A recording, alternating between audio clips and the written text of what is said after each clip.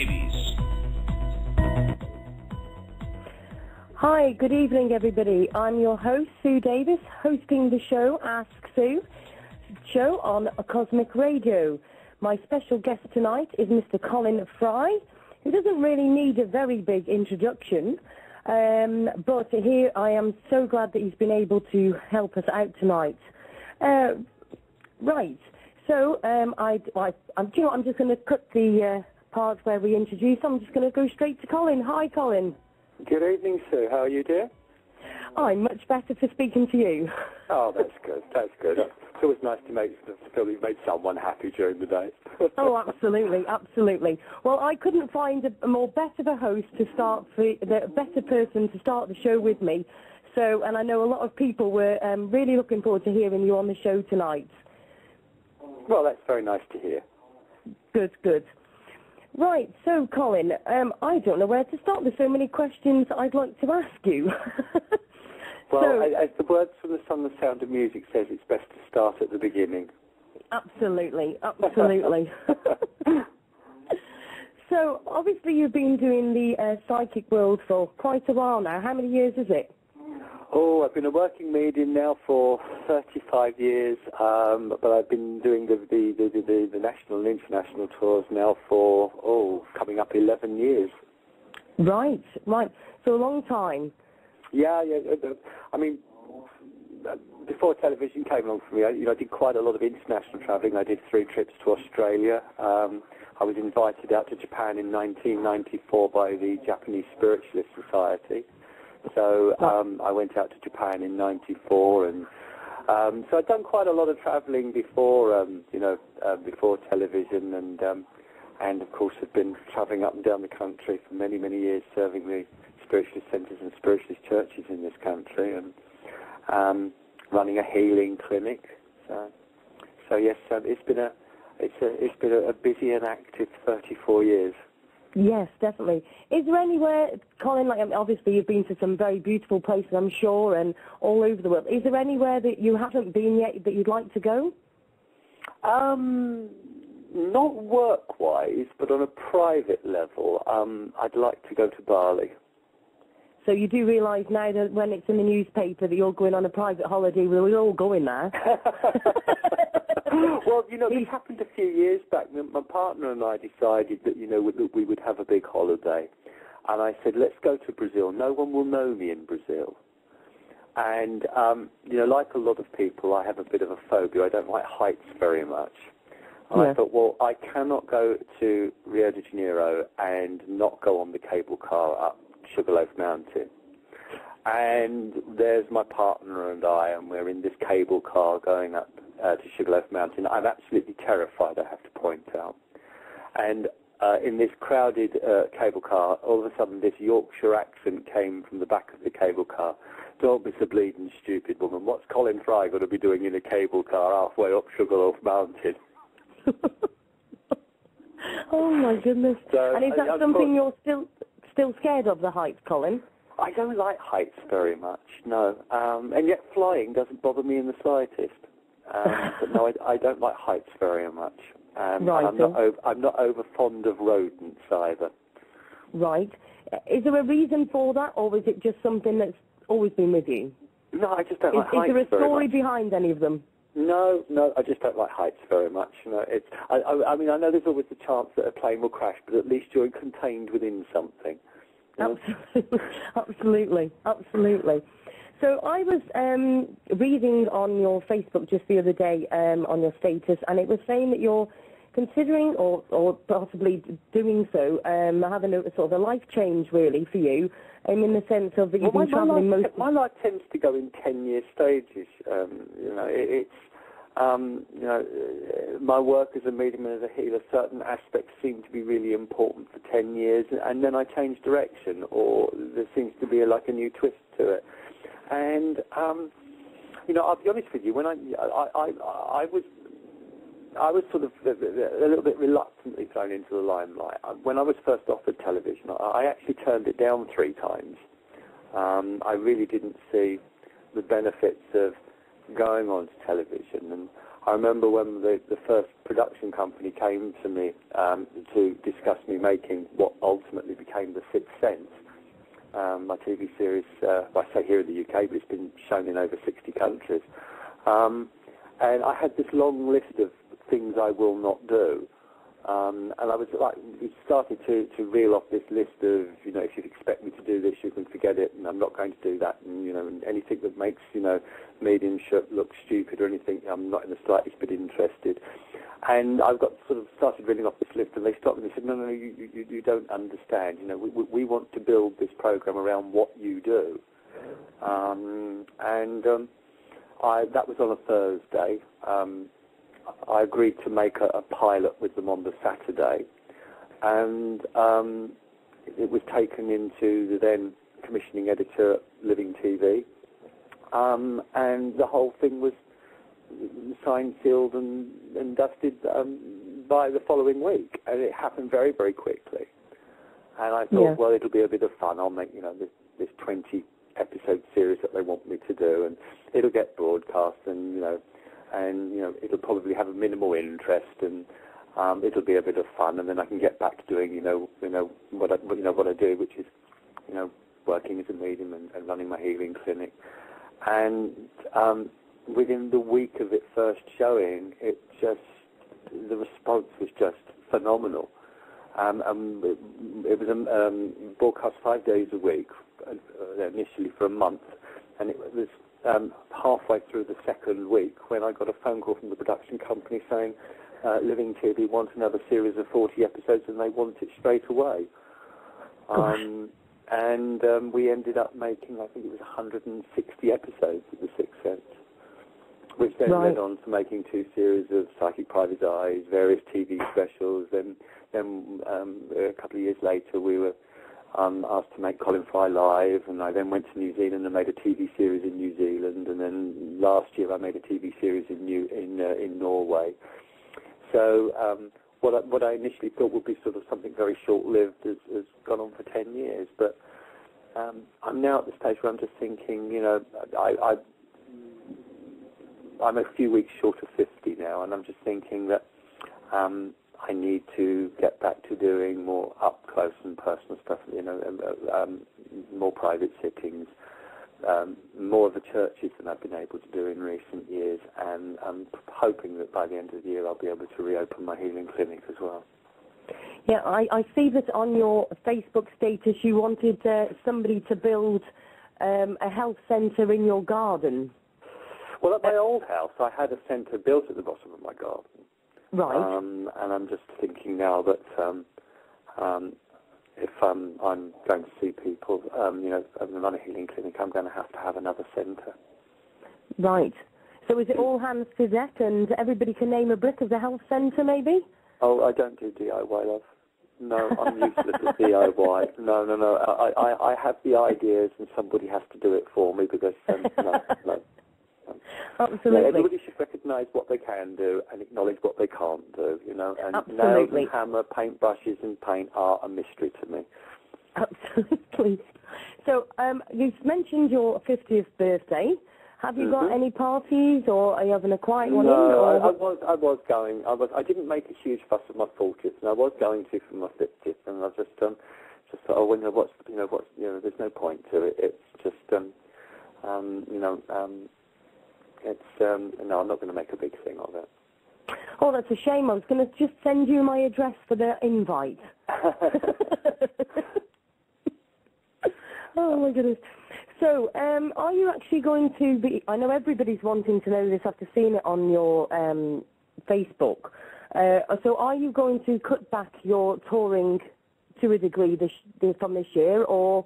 No. I mean, we've got a fairly fully booked tour for this year, and then later this year I'm also doing a very limited engagement tour with my friend Mr. Derek Okora. Right. Which we've called the Living Spirits Tour, as we both started had our big success over the course of the last 10 years through Living TV. We just thought we'd have a little bit of a play on words there, and we've called it the Living Spirits Tour. and I'm looking forward to that. I'm very good friends with Derek and his lovely wife Gwen, and we always work well together, Derek and I. So I'm looking forward to that. Yeah. And Do you find that there's a little project in the offing for next year that will involve three of us that have worked together before, but I can't say too much about that at the moment. I mean, okay. I'm not going to stop touring completely, but I'm thinking that maybe it's time to cut it down now. I'm getting a little bit too old to be living out of a suitcase 160 nights a year. Absolutely. And a bit more time for you and Mike. Well, that would be nice, but I've got a very low boredom threshold. When we get breaks, I just think, oh, great, I'm going to have a break, and then about 4 days into the break, I start getting impatient and I want to start working again. So yeah, itchy feet. So it's I'm not very good at this rest thing. I know I should be, but I'm not. Yeah, absolutely. So where did you first start with the psychic? But did you always have the psychic abilities, or? According to my mother, I gave my first message when I was 4 years old. Right. And then I think my mother took a very healthy attitude. She never discouraged it, but she never over-encouraged it. And then when I got to about 13, when she sort of began to recognise it was something that wasn't going to go away, she sort of tentatively started to encourage me. And then when I was 15, I got into a development circle, and it just seemed to be that I seemed to be meeting people that were sort of helping to steer me down that path. And I joined a development circle, and the old lady that was helping me to develop, she took me out on platform with her for the first time when I was 17. Even though I've been a working medium for a very, very long time, I didn't turn professional until 17 years ago. I had a very successful career in retail management. I worked in department store management and then carpet warehouse management. And I'd always said that I wouldn't turn professional. And it was really only the passing of my adopted brother that made me turn professional. Right.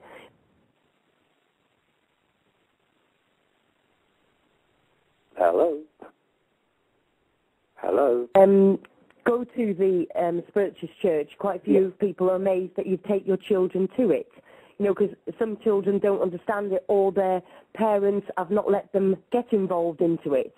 Well, is there anything I you maybe can... have a slightly controversial view over this, because my attitude is that, I get lots and lots of letters and emails, inquiries from parents and saying, oh, I think I've got a psychic child, and and with all due respect to the people that contact me, on some occasions, some of these emails I get, it's almost like I'm feeling, don't put your daughter on the stage, Mrs. Worthington. It's almost like they're living their psychic aspirations to their children. And I get a bit worried about that. And I usually say to people that believe that they do have children that have psychic abilities, and I say to them, you have to remember, in 9 cases out of 10, it can be the child's mind developing. It can be the way that they try to give expression to the way that they perceive the world. And in those very, very few cases where there is something there, if it's meant to develop, it will develop. And if it's not, it will fade out. And I don't think it's a terribly good idea for parents to try and live their psychic aspirations through their children. And I think it's probably best left to develop on its own. The child talks about seeing people, and hearing people. I think without this attitude to say, well, don't worry about it, because this does happen to some people, and it's nothing to be frightened of. And leave it at that. And leave it at that.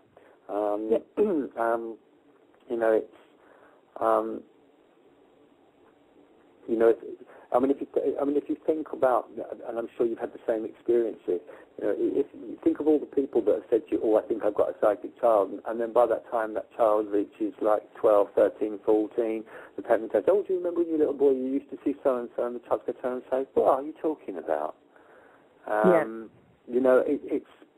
If it is meant to develop, it will develop. If it's not, then you don't try to push something that may well fade away. Absolutely, absolutely. Well, we've got to go over to the adverts now, Colin, so we shall have a few minutes with the adverts, and then we shall be straight back to you. That's fine. Thank you very much, Colin. That's okay. Okay. I love live radio. I've got the L plates on, so maybe it wasn't quite straight away. So, okay, we'll keep talking for a minute then, Colin. I do apologise about that. Okay, we'll keep talking. That's it. But I think they're calling it winging it, don't they? Sorry? I think they call it winging it, don't they? That's the one. So, very quickly, have you got any more books in the pipeline? Well, funny that you asked that. Yes, my autobiography is due out in a couple of months' time, and it's called The Happy Medium. And strangely enough, I get the final draft delivered to me by special delivery tomorrow for me to just go through it and make sure that it's absolutely correct before it goes to print. Right, excellent. And apparently we can now go to an advert, so I shall speak to you shortly. Thank you very much.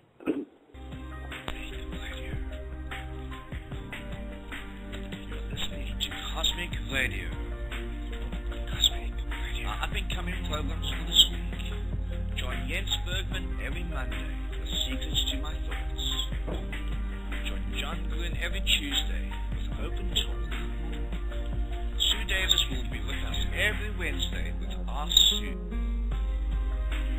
Don't miss out every Thursday with Shelley Hoffberg as she explores the metaphysical world. Cosmic Radio.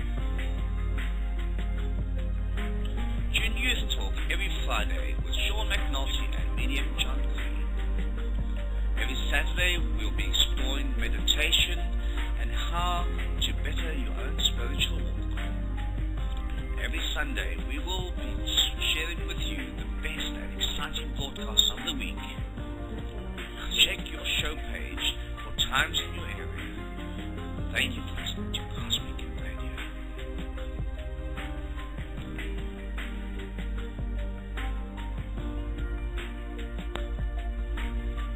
Cosmic Radio. Cosmic Radio. Cosmic Radio, home of the psychic, paranormal, and spiritually enlivened.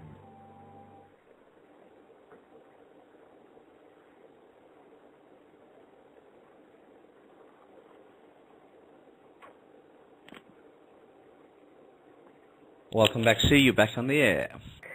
Hi, thank you, John. Hi, and welcome back to Cosmic Radio, and I am your host, Sue Davies, on Ask Sue, and we are welcoming back Colin to the show. Hi, Colin. Hi, Sue. Right, so we were just talking about your book, and you were saying you were going to be reading through it and checking it, so I was reading that you've got that coming, saying to you about that coming out. What else have you got in the pipeline, or have you got anything that you can tell us that was confidential? Well, I've just launched earlier this year, a couple of months ago. I launched a new company called Senses by Colin Fry, which is an online business. Along with my work as a healer and a medium, I've also been very interested in complementary therapies for about 20 years, in particular aromatherapy. And because I was sort of quite appalled by the quality of products that were available and in that field, I decided to launch my own range, which is now expanded into a skincare range and candles and massage candles and giftware, and so it's grown into a much bigger project than I originally intended it to. But it's doing quite nicely, and we're getting a lot of nice positive feedback from customers that they like our products, so I'm pleased about that. Yes. Obviously, the internet has been a great influence to you, obviously by your Facebook fans, which I've got to mention because I know you've got a lot on there who will probably be listening to the show either now or in the future. Is there things that you would like to do more of that you literally haven't got time for? I mean, for instance, I have got to promote, obviously, at my local Spiritualist church that you have offered to help, and I'll come into Ellesmere in Shropshire on the 1st of June. And the one thing that I did like is the fact that you have got such a down-to-earth, you know, we can talk about anything approach, which a lot of people, when they get into the Starlight, aren't like that. And you, to be fair, did just say, yes, that's fine, you know, we'll do you a show and we'll help the church.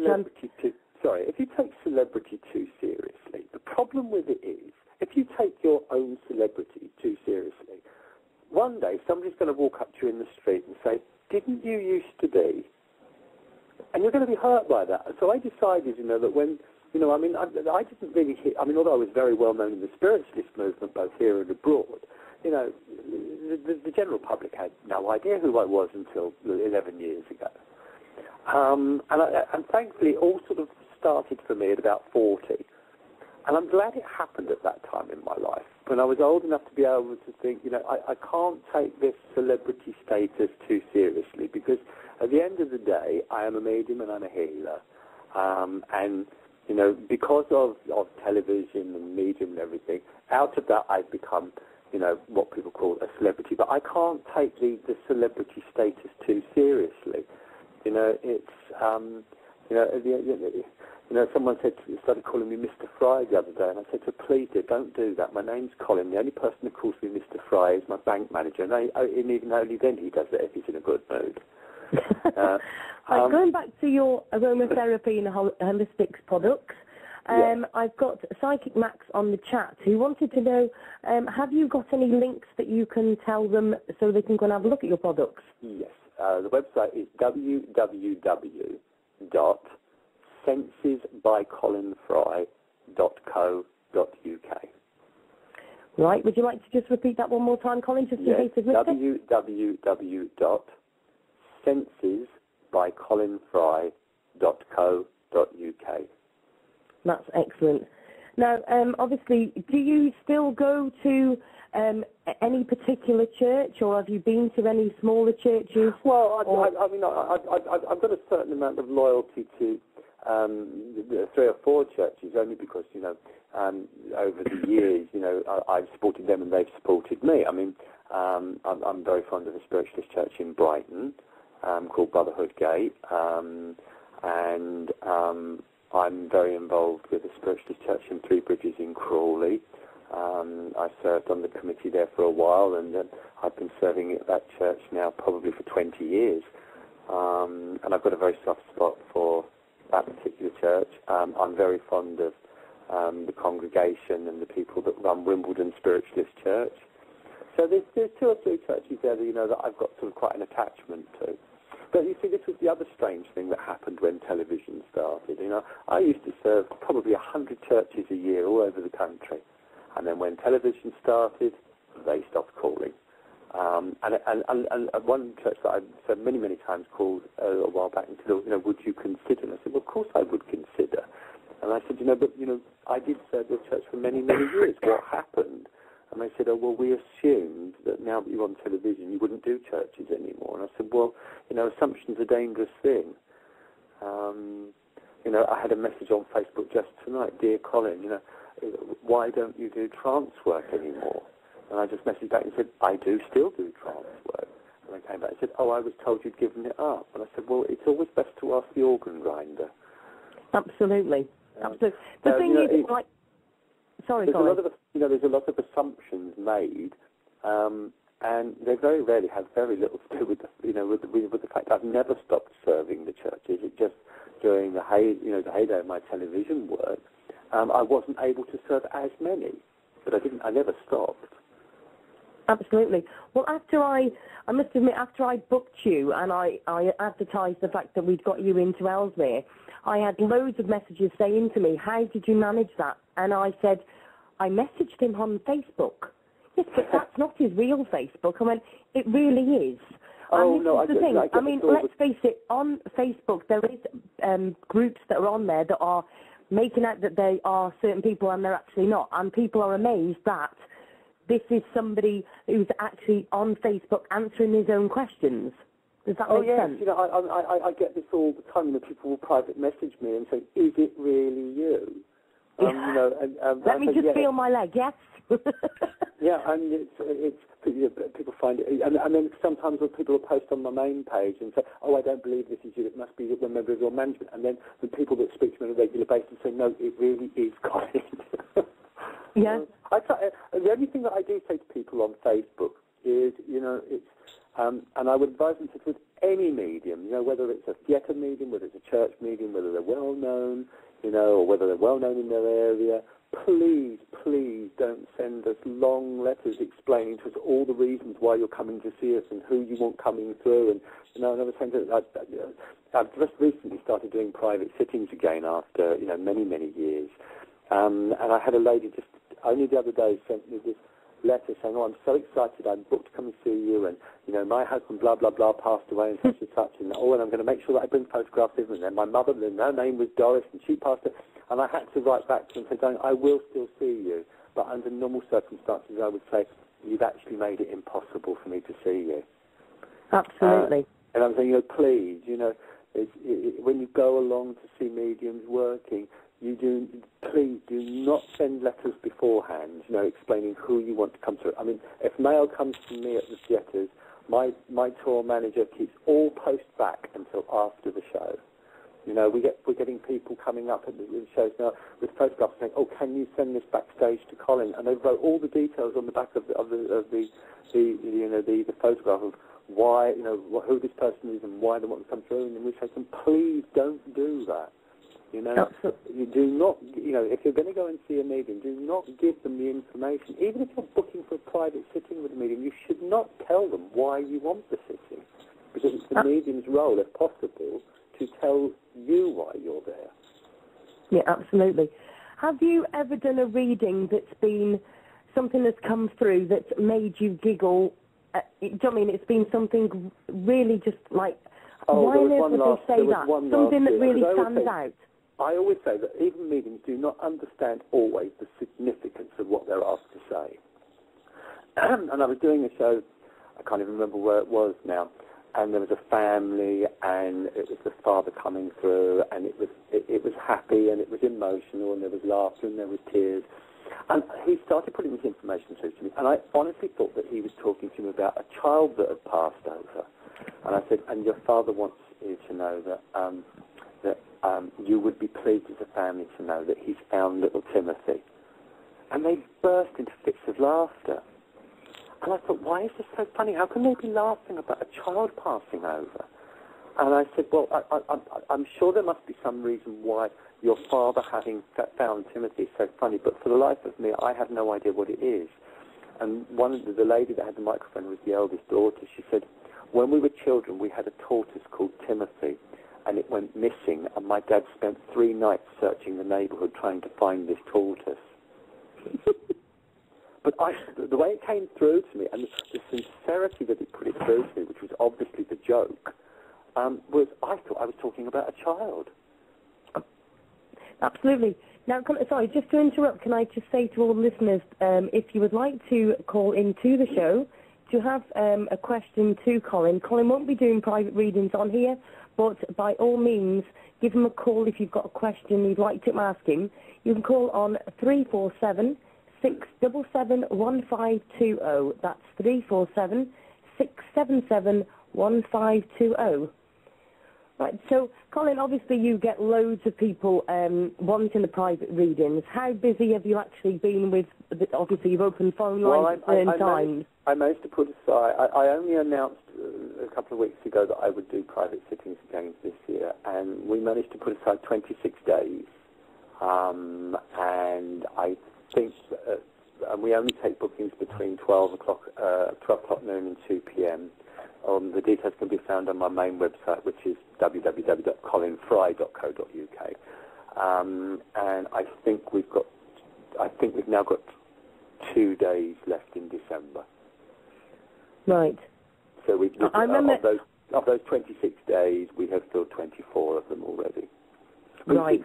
The main reason I had to stop doing private sittings was my then manager came to me and said, Colin, you're going to have to stop doing private sittings. And I said, well, why is that? And he said, we have a waiting list of nearly 2 million people.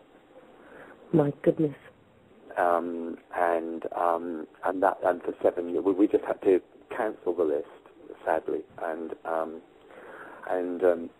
I couldn't do sittings, and then I just decided this year, this thing about me wanting, to move on, to have a change of direction.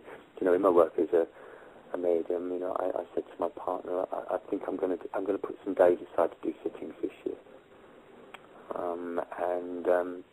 but we're not going to do waiting lists or anything. Once these days are full up, we will then reopen another diary at the end of January next year, and it will basically be however many days I can put aside, and once those are filled.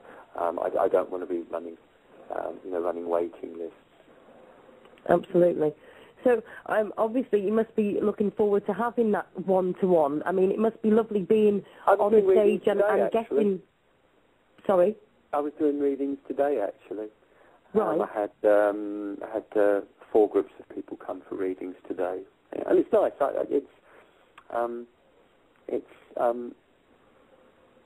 When you're relaxed in your own home environment and everything, it's quite nice to sit down and with people and God willing, get a connection for them. Absolutely. So what's been your favourite moment in all of this, Colin? What thing? Obviously, there's been loads of different occasions and different people that you've met, but what's the one that really sticks out?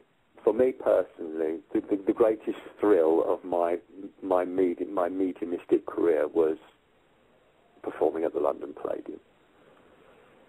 Right. That was my own personal thrill, to actually play to perform at the Palladium. So I love that. From the point of view of communication, happened in quite a bizarre way. It was in an autograph queue at one of my shows in Edinburgh a number of years ago, and a lady came up to me in the autograph queue, and she was smiling, and I was just signing the book for her, and I just looked up at her, and I'm changing names here because I always do when I'm talking about such personal messages. And I said, I have your husband, I'm going to call him Brian, with me. And he's saying, I'm sorry I left it to the last minute, love, to come through to you, but if you do go home and take your own life tonight, that doesn't guarantee we'll be together. And she went from this happy, smiley face, and she burst into tears, and she said, how did you know? And I said, I don't, darling, but your husband does, and it's not the answer. And it was on one of those occasions where I just thought, Spirit have enabled me to save someone's life.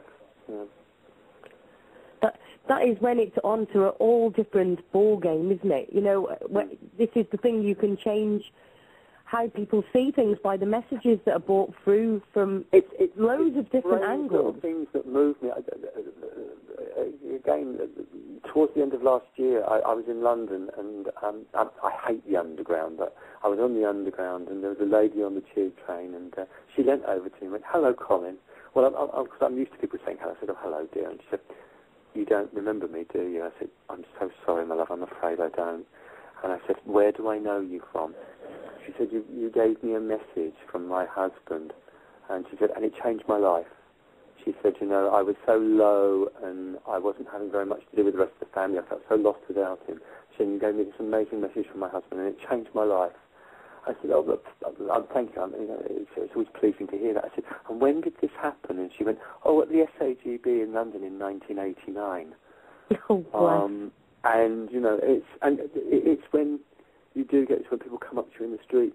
And I might not have even given them a message personally. They'll come up to me and say, watching The Sixth Sense to help me through an extremely difficult time in my life. And, and I just want to thank you for that. So, I'm very pleased and I suppose proud of what The Sixth Sense achieved, because, I do still get, hundreds of letters every month from people saying, I need you to know, I sit up at 3 o'clock in the morning and watch The Sixth Sense, and it's getting me through a really difficult time. And, that's always pleasing when you hear that. Yeah, absolutely. Well, just on that note, I think I was privileged to be able to say that I was going to be interviewing you today for a start, but I think I, as well as every single fan of yours, would like to thank you for all that you've done so far. I mean, obviously I was going to leave this to the end of the interview, but you brought me into this, it's too soon, but it doesn't matter. But I think I'd like to thank you from every single fan for every message that you've given, whether it be through somebody else or just on the show or whatever, because I know that I can speak for a lot of people when you've changed how people have seen things and also not understood some things that you've been able to then put into perspective in a spiritual way, if that makes sense. You know, a lot of people have not been able to deal with passing of people, you know, when their family or their friends have passed over, and you've been able to show them that there is time after that. I think the books that I've wrote so far, I've tried to convey this ongoing theme, you know, that as best that we can, we need to stop putting this thing we call death in such awe. You know, we're either totally in awe of the process of passing over, or we're totally terrified of it, and yet it is a process that is going to happen to every single one of us. And I remember once an elderly spiritualist said to me when I was questioning about why they got interested in spiritualism. They weren't a medium, never had any desire to be a medium, but they were passionate about the subject of spiritualism. And I said, why have you become so captivated and so involved, you know, in spiritualism and the philosophy of spiritualism? And he said, I've never been to Australia. And he said, but if I was going to go to Australia, I think I would probably want to find out a bit about the place before I went there. And I think that, you know, there's nothing morbid about wanting to know a bit more about what comes afterwards, to know where our friends and loved ones have gone and where we're going to go. And, you know, although I have friends from many cultures and many religious backgrounds, one of the things that has become apparent for me, particularly in the last 10 years, that I've been in this high-profile position, is that for many people, orthodoxy does not provide the answers for them. And it would appear that people like myself do provide them more of the answers. And I remember once, quite off of the record, where I was actually living at the time, a local parish vicar used to occasionally send people to me, but without telling me. And then one day, one lady let it slip, and she said, well, actually, it was the local vicar that sent me to see you. So the next time I saw him in the street, you know, I stopped him and I said, look, you know, it's very kind of you to send people to me, but can I ask you, you know, why, as a vicar, are you sending some of your bereaved congregation to me? And he said to me, I thought it was so profound, he said, young man, he said, I can speak about it, only someone like you can speak to them. Yeah. Absolutely. Absolutely. And I thought for someone who was an Anglican vicar and would probably have been in a huge amount of trouble had his bishop ever found out, you know, that he was sending people to me for readings, I thought it was quite a profound thing for him to say. Yeah, absolutely. So, obviously there's a lot of people that, how can I put this, would love to be in your shoes as far as where you've got, but not just that, to be a psychic medium in your thing. Now, I know there's a lot of psychic mediums in the country that are, you know, developing and they're in circles, etc. What can you advise them, Colin, to be able to develop themselves more? I can only advise, really, for them to follow a similar path to the one, you know, that I followed. It's if you start off thinking that working as a psychic medium or a spiritualist medium is going to make you rich and famous, then you're very much mistaken. You know, it's you have to be committed to the principle of what the work is about, and the work is about helping people. It is about healing lives. It is about using a gift that you have been given by God, however you understand God, to help and to heal. And if you get to the position where you have to make your living out of it, then you are permitted to make a fair living out of it. You know, as my autobiography will show, people think that I've become hugely rich out of this. The fact of the matter is that the vast majority of the money that I've made in my time in the spotlight, I have given away. You know, I've left myself enough to have a relatively comfortable life. The vast majority of it I've given away, or I've used on spiritual projects for things that I thought would help a spiritual or spiritualist community. So it's never been my intention to become hugely rich out of it, and I certainly haven't. And I advise all of the young people, you know, hold down a normal, everyday 9-to-5 job and practice your mediumship, your healing, whatever, in your evenings, your days off, your holidays, and you know, take bookings from the spiritualist churches, spiritualist centres, get out and serve an apprenticeship. You know, make sure that you are sitting in a development circle, even in those formative years that you are actually still that you're actually, you know, demonstrating or doing sitting. Stay in a development circle, and you know, and let other people tell you that you are good at what you're doing. Never assume that you're good yourself. You know, I work on the principle that any medium is only as good as the last message they gave. And be your own harshest critic. Yeah. Have you ever been somewhere, Colin, and, you know, have you ever watched other mediums and sat there and cringed and thought, how did you arrive at that? Many times. Many times. Okay, and have you ever had somebody who will come to you after to almost ask what you thought of them? Sadly, yes. You know, and I try always to be kind. And I have to actually say, you know, there are some very, very good young mediums out there at the moment. But I'm always reminded of what the older lady that helped me develop said to me when I asked her at 17 what makes a good medium. And she looked at me and she said, darling, you need to have had some joy in your life. You need to have had a lot of pain. And you need some grey hair. Now, at 17, I thought it was the most patronising thing anybody had ever said to me. But, you know, I'm just short of 50 now, and I've had the joy, and my God, have I had the pain. And I've got the grey hair, and I know what she means. Yeah. And so, you know, although I would never discourage young mediums, you know, I would say to them, do remember that when you're working and you are conveying sometimes some extremely raw and extremely sensitive human situations, you may well be at 17, 18, 19, 20. You never have been in that position in your life. And, you know, just be as sensitive as you possibly can be as you convey the message, you know. I've seen some mediums working, and it's not that they've been wrong. It's just that they have been so incredibly insensitive in how they've put the information across. It has hurt more than it has healed. Yeah. And, you know, I've been an advocate for a very, very long time now, and often not with a great deal of popularity, that in mediumship development there should be some basic training of counselling as well. And I do think that that is an ancillary skill that certainly professional mediums should look into as well. That they should, you know, at least have some basic understanding of how they should put a message across.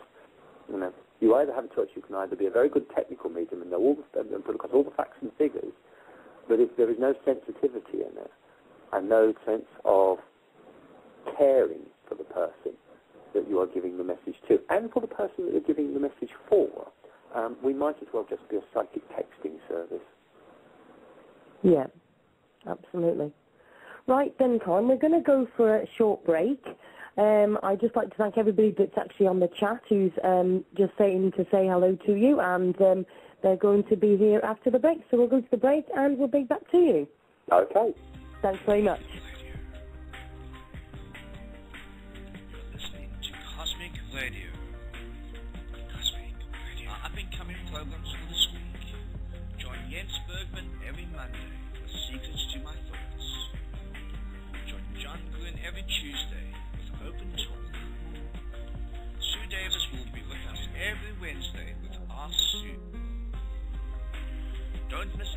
every Thursday with Shelley Hartberg as she explores the metaphysical world. Tune Youth Talk every Friday with Sean Mclaughlin and medium John Green. Every Saturday we'll be exploring meditation and how to better your own spiritual walk. Every Sunday we will be sharing with you the best and exciting broadcasts of the week. Check your show page for times in your area. Thank you for listening to Cosmic Radio.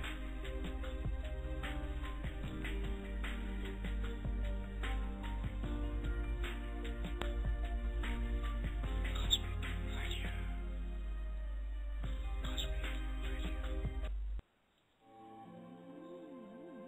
Cosmic Radio, home of the psychic. You know that music is really nice. I can't hear it. Enlightened.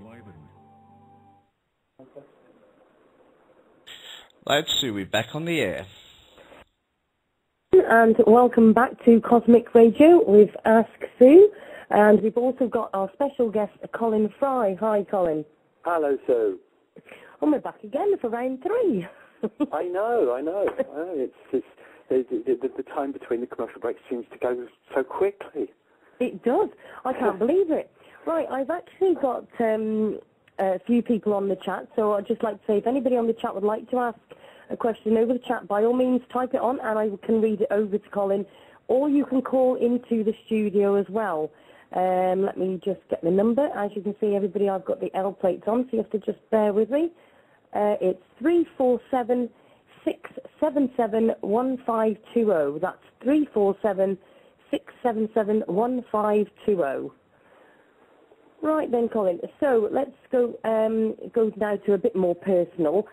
Obviously, you're with Mike, and obviously very happy because even when I've spoken to you on the phone on a couple of occasions, you've got a lovely glow about the pair of you. So how long have you and Mike been together? We've been together for 7 years, and we have been in a civil partnership for 6. Right, lovely. And so was it literally straight away together and? Oh no!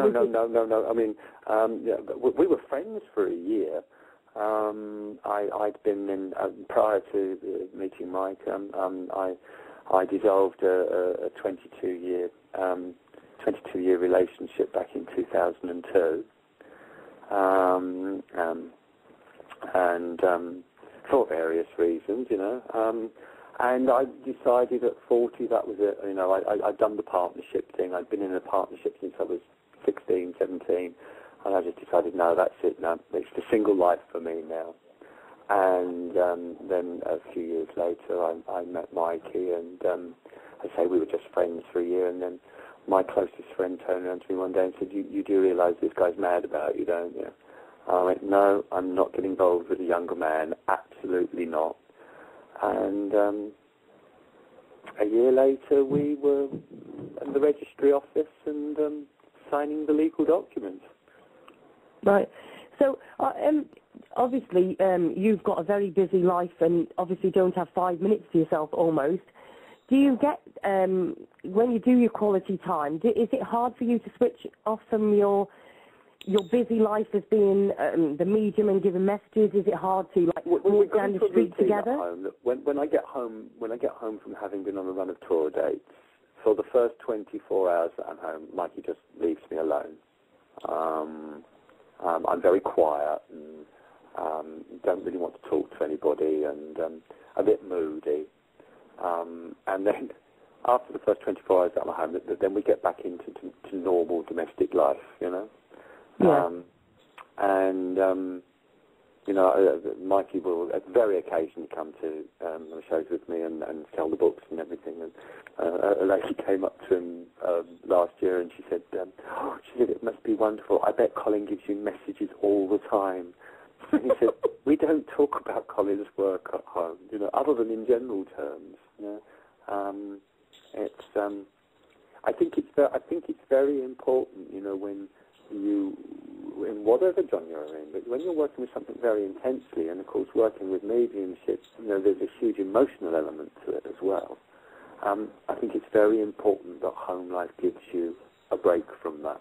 That you do lead a normal domestic life. I say to people, yes, people are often surprised when they see me in the supermarket. I had one lady say to me, she said, "You do your own shopping?" And I said, "Well, there's no one else to do it, love." And yes, I do yes, I do have a housekeeper because I'm away quite a lot. But I'm still quite capable of cooking a meal. I'm still quite capable of throwing a load of washing into the washing machine.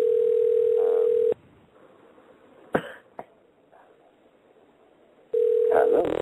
Okay, I think that's... Hello. Hello. Welcome to Cosmic Radio with Ask Sue and Colin. Have you got a question?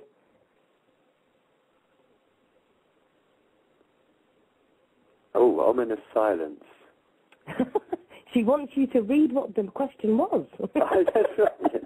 Yeah, my telepathy's a bit rusty tonight. Oh, that's not very good.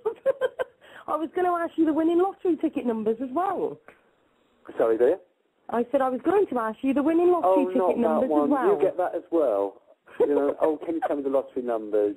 No, I can't tell you the lottery numbers because if I knew the lottery numbers, I'd have won it myself by now. Right, do we have the caller on the line? I don't think we do. No, I think she's Hi, gone. Sue. Hi, Sue. Hi, Colin. Hello. How are you doing? This is actually the producer, John, asking. I've been dying to ask you a question all night.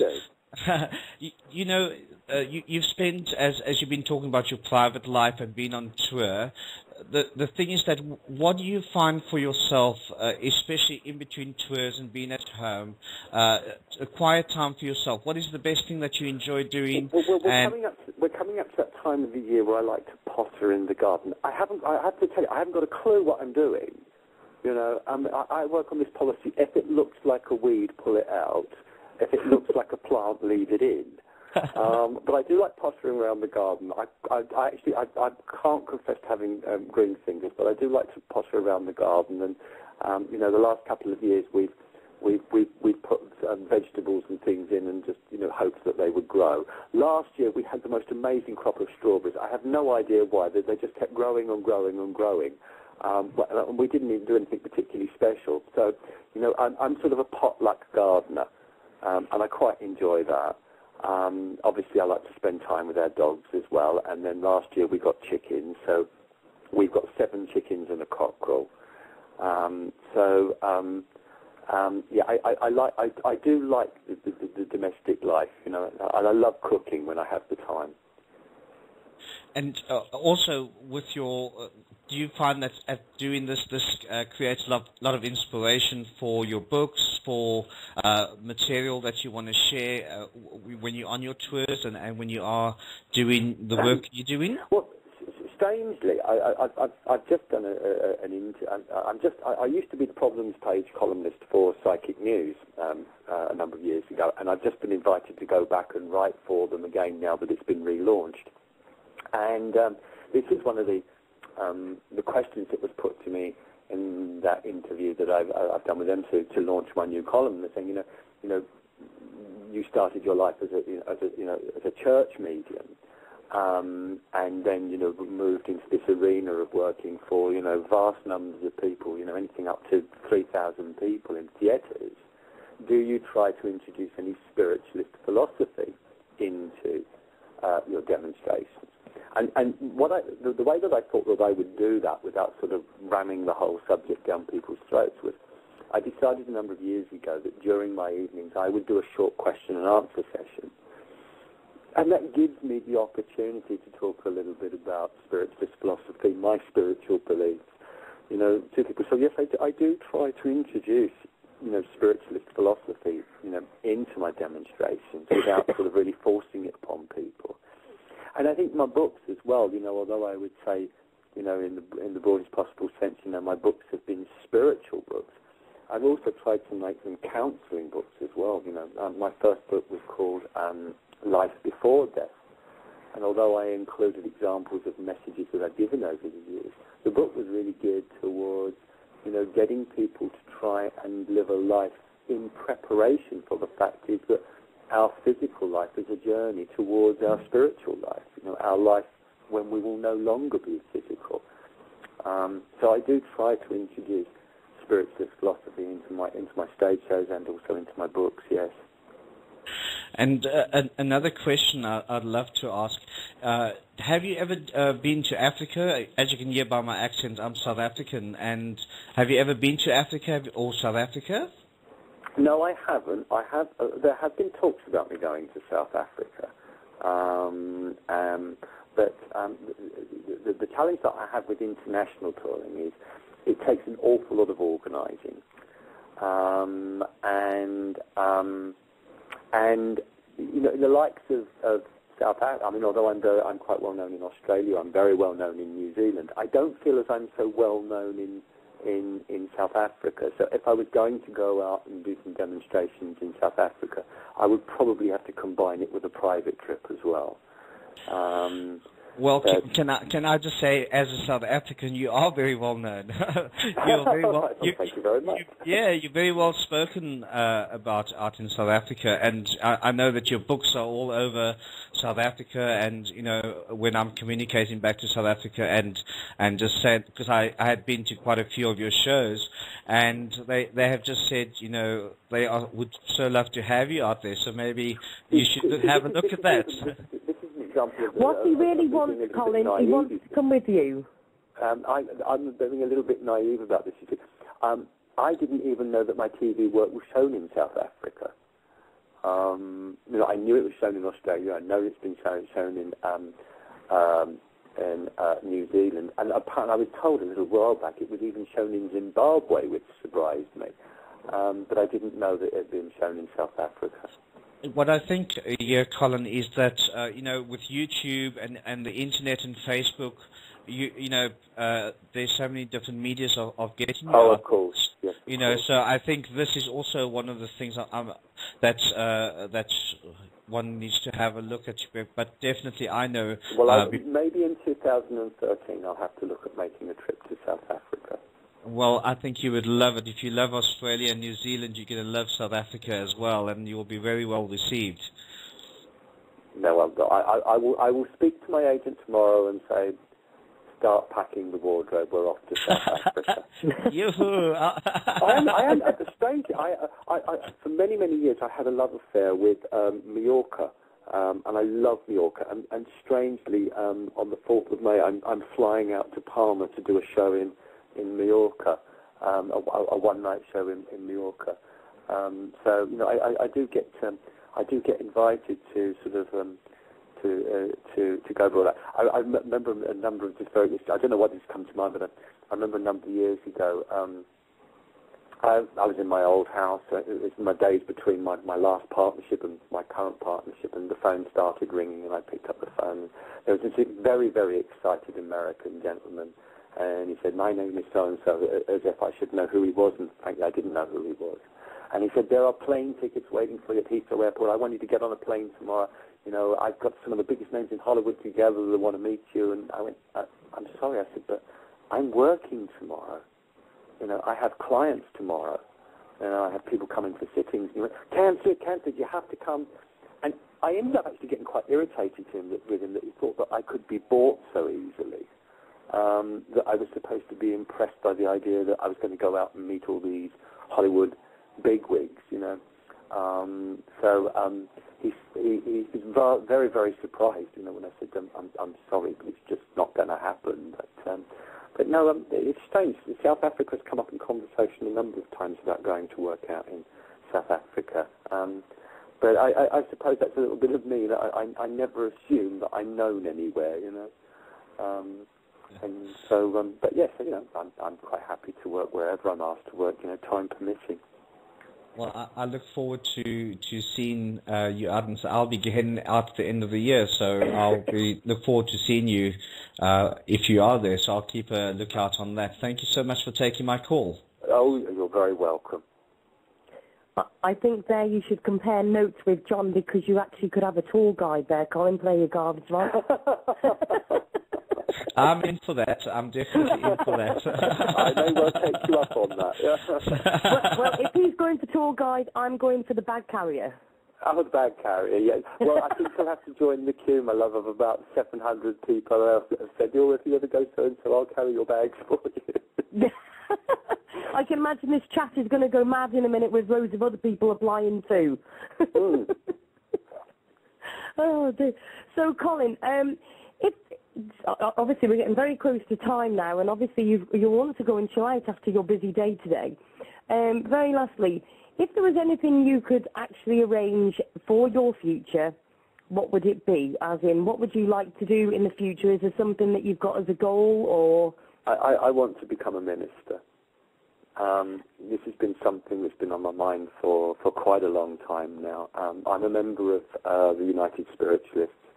I have made an application to them to become a minister and to start my minister training. And it's something I've had a very strong feeling about now for a number of years, that I want to become a minister. I mean, over the years I've conducted many, many funeral services. I've conducted blessings. I've done namings. For those of you that don't know what a naming is the spiritualist version of a christening. And I've also done a lot of work in hospices where I've sat with people in their final moments. And I really feel that I would like to do that officially now. And I'm also very much want to, as a minister, become a prison visitor as well. And I just feel as though that's the next dimension of my work as a medium and as a healer, that I want to go into the ministry side of it now. That sounds lovely. It's lovely to be able to look into the future and be able to look for them goals. Is there anything that you've actually feel that you missed out on within your past? Is there anything you wish you'd have done? Or done differently, even? When you ask me that, there's a film which was a stage play that I absolutely love. It's called Torch Song Trilogy. And there's one line in it where the main character says, my problem has always been being young and beautiful. I've been young and I've been beautiful, but the two never seem to have met. And so when you ask a question like that, you can't have regrets about what you didn't do or what you didn't achieve. I think that's for many, many years as a spiritualist tutor, I've advocated to people positive thinking, and I think too many people sadden their lives by, I didn't do this, I should have done that. And they don't look at what they have done. And so I can say, someone said to me when I started to write my autobiography, would you change anything? And I said, no. The good, the bad, and the indifferent, I would go through it all again, because it has made me the person that I am.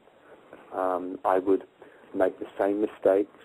I would achieve the same small goals. I'd have the setbacks. And I would do it all exactly the same again, because I wouldn't want to be any different a person than what I've become. Well, Colin, I know we're getting near to the end now. Firstly, I just want to read a few of the messages that have come on to the radio chat. Bill Ray, my partner actually, has put a proper gent and an all-round nice guy. Betty's put, Colin is hugely endearing. I haven't heard him before. What an absolute sweetie. And she also has put a bit further down, do they need a translator on the trip? I told you there would be applications coming in. Yeah, exactly. Well, Colin, it has been an absolute pleasure having you on Cosmic Radio with Ask Sue. Thank you ever so much for coming on to the show. I hope everything that you look for in the future comes to you, because you have definitely worked wonders with a lot of people, and you definitely deserve it anyway. Could I just finish by just leaving a message for everybody? If I had a message for all your listeners, and it's a very old adage, but I just think it's one that sums up how we should approach our lives, both physically and spiritually. Yep, certainly. And wake up and start each day as if it's your first, and live it as if it's your last. Definitely so.